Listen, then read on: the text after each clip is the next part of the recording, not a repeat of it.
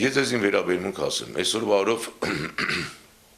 կանաչները, այդպես կոչենք, այն երիտասարդներին, որոնց ես միայն կարող են ողջունել, որովհետև նրանք ի սրտե փորձում են անել ինչ-որ մի բան, որը պահպանիչ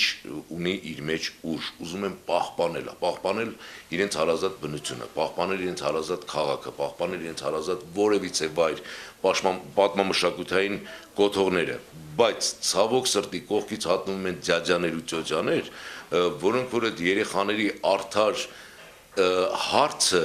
չեն թողնում, երբ որ նրանց ինչ-որ բան կբացատրեն, չէ, միանգամից պատնեշ է ստեղծում, փորձում են այդ երեխաներին քաղաքականացնել, ներքաշել իրենց անիմաստ խաղերի մեջ, ու այդ ամբողջ շատ գեղեցիկ երեխաների այդ պորտկումը վերջում ցավոք սրտի դառնում է այն, ինչ որ մենք տեսնում ենք ինչ-որ տարբեր կուսակցական խաղերի մեջ։ Այ եթե երեխաներին ձեռք չտան, թողեն այդ երիտասարդը հանգիստ իրեն գործով զբաղվի, այսինքն ունեն հարց, ու ինչ-որ մի բան հետ համաձայն չեն,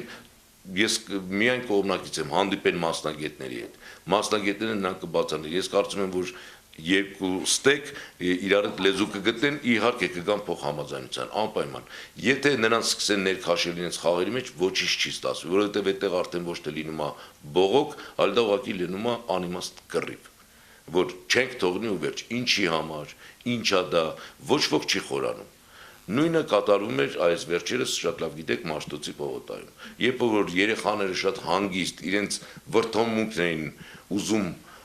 հայտնել իրենց քաղաքապականելու մեջ, երբ որ իրենց նորմալ քաղաքապետը փորձեց բացատրի ինչա լինելու, արդեն քիչ էր մնում գային իրար հետ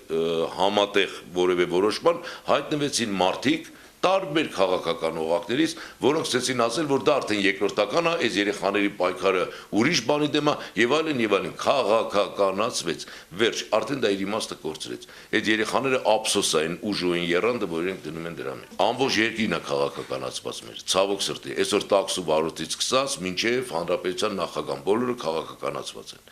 Մենք պետք է մի պահ կանգ առնենք ու ամեն մեկը կոնկրետ զբաղվի իրեն գործով։ Եթե ես ունեմ ասելիք, անգամ ունեմ իմ քաղաքական հայացքները, ես դրա համար ունեմ ամբիոն։ Իմ ամբիոնը իմ բեմն է։ Բեմից ես ասում եմ իմ խոսքը, իմ ներկայացումների միջոցով, իմ խաղի միջոցով, ու ընդ որում ես այն երջանիկ դերասանն եմ, որը չի խաղում որևէ դեր, որը իրեն հանձնարարում են։ Փարկասը իմ կողքը կանգնած է իմ շատ լավ ընկերը Արմենը Համբարձումյան, երբ որ միտքը ծնվում է, մեզ մոտ ներկայացումը ծնում ենք մենք, ու ես բեմին անում եմ այն, ինչ որ ես ուզում եմ, ու ասում եմ բեմից այն, ինչ որ ես ուզում եմ ասել, այլ ոչ թե բեմից մի բան, հետո բեմի հետևից ուրիշ բան։